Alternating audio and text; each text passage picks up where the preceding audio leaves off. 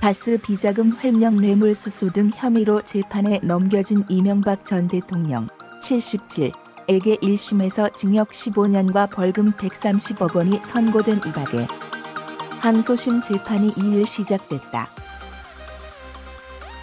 1심 재판 당시 건강을 이유로 선고 공판 등에 불참한 이명박은 이번 항소심 첫 재판에서는 모습을 드러냈다. 이날 재판에는 정동기 전 민정수석, 이재호 전 의원 등을 포함한 측근 10여 명이 참석했는데 이명박이 출석하자마자 측근들은 일어나 이명박을 맞이하기도 했다. 법원은 재판을 시작함과 동시에 피고인 이명박 씨라고 부르며 출석을 확인했다. 이후 재판장이 주민번호를 묻자 이명박은 자신의 생년월일인 41만 1219를 외친 뒤 뒤에 번호를 모르겠습니다라며 멋쩍게 웃기도 했다. 그간 자신의 주민번호를 사용할 일이 적었다면 충분히 있을 수 있는 일이었다. 공판이 시작되자 이명박 측 변호인인 강훈 변호사는 다스 실소유주 의혹과 관련해 검찰이 제시하는 증거는 다스가 이전 대통령이 설립한 회사라는 김성호 전 가스 사장의 진술 증거뿐인데 신빙성이 없다며 다스가 누구 겁니까는 사회를 큰 혼란에 빠뜨린 질문. 제3자들이 다스가 이전 대통령 것이라고 주장하면서 혼란이 빚어졌다고 변호했다. 또 국정원 특활비 상납 혐의와 관련해서 변호인 측은 기소 자체가 잘못됐다며 박근혜 전 대통령이 특활비 사건에서 유죄가 나온 이유는 국정원 자금을 개인적으로 사용한 것이 이유인데 이거는 모두 공적 영역에서 사용됐다고 반박했다. 한편 검찰은 이명박이 청와대를 동원해 다스 미국 소송을 지원하게 한 혐의와 관련해 1심은 다스 미국 소송이 피고인의 영향력과 대통령실 공무원들의 업무가 대통령 보좌의 역할임을 간과한 판결이라고 말하며 이명박이 구체적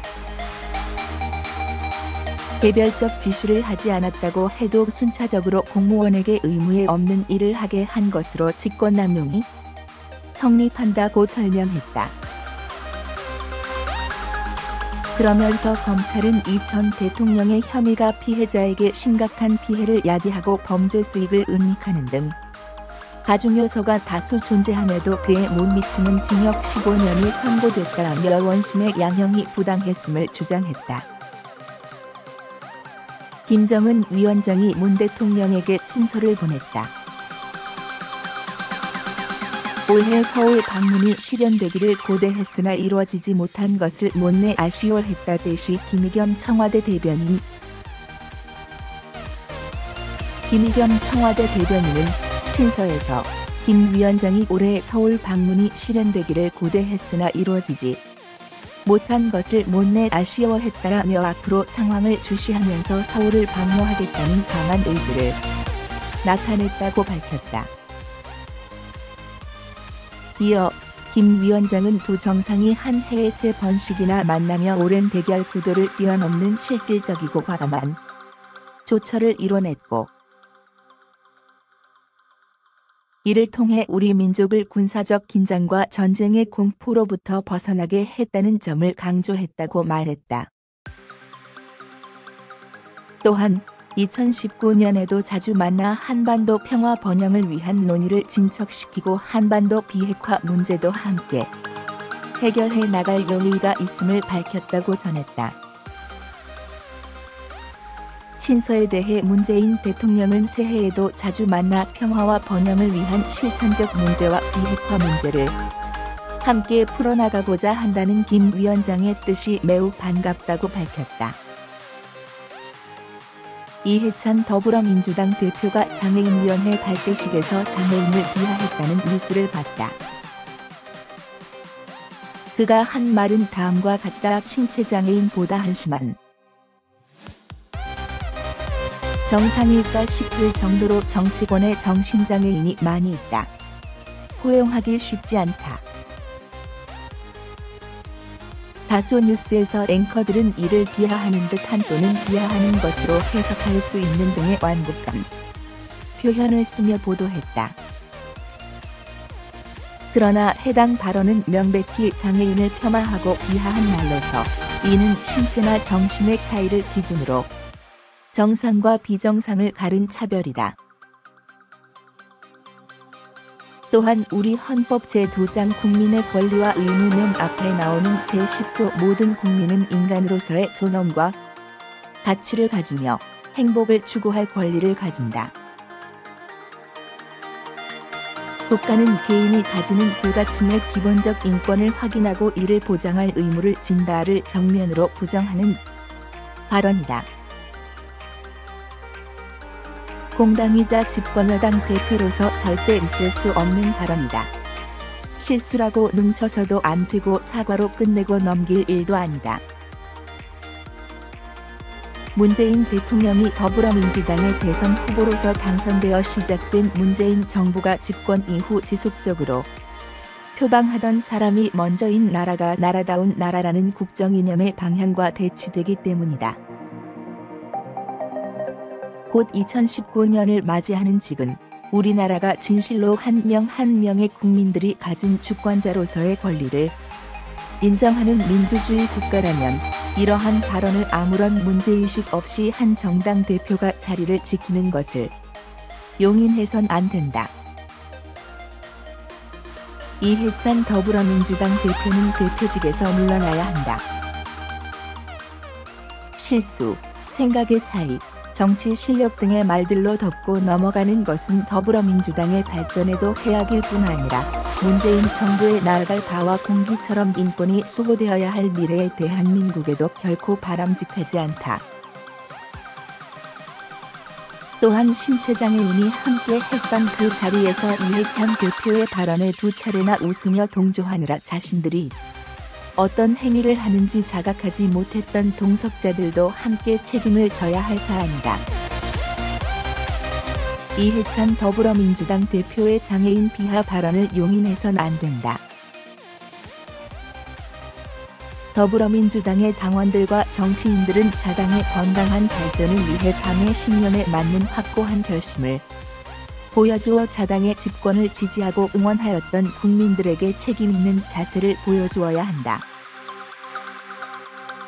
그것이 더불어민주당의 집권기를 살고 있는 절대 다수 비민주당원 국민들을 향해 정당인으로서 할 수 있는 최선의 사과이다. 더불어민주당이 집권여당으로서 갈수록 낮아지는 대통령의 지지율과 자당의 집권 수성을 고민하고 있다면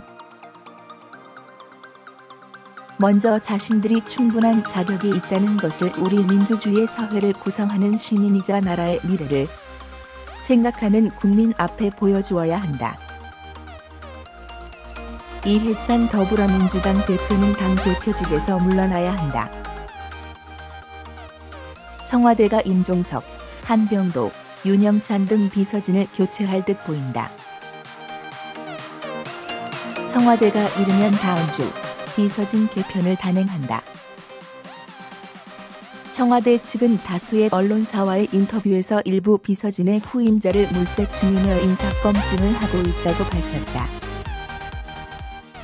문재인 대통령은 다음 주 중반쯤 예정된 연두 기자회견에 새로운 참모진 진용을 선보이는 방안을 검토하고 있는 것으로 보인다.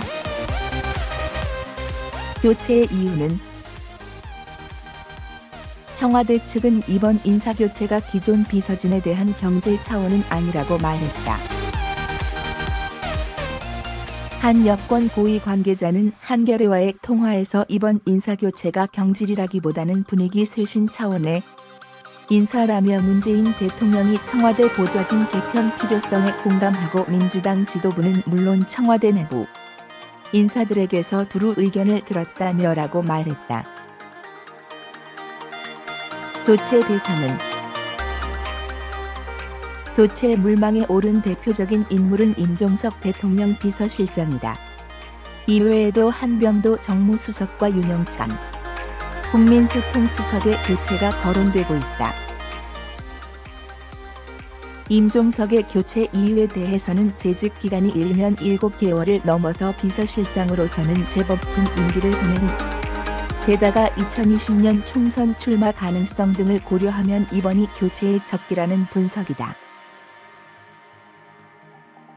한병도 정무수석은 총선 출마를 준비 중이기 때문에 이번에 교체 물망에 올랐다. 조국 민정수석은 사법개혁 업무를 지속하기 위해 유임될 것으로 보인다. 정의용 국가안보실장 역시 교체 여부가 검토됐지만 일단 올해는 한반도 평화 프로세스 이행의 연속성 등을 고려해 유임될 것으로 보인다. 후보로 거론되는 인물은 임종석 실장의 뒤를 이을 인물로는 노영민 주중대사가 유력하다. 노영민 대사는 2012년 대통령 선거 당시 문재인 후보의 비서실장을, 2017년 대선에서는 조직본부장을 맡았던 문 대통령의 최측근 인사로 분류된다. 한병도 수석의 후임으로는 강기정 전 더불어민주당 의원이, 윤영찬 국민소통수석의 후임에는 김의겸 청와대 대변인이 유력하다.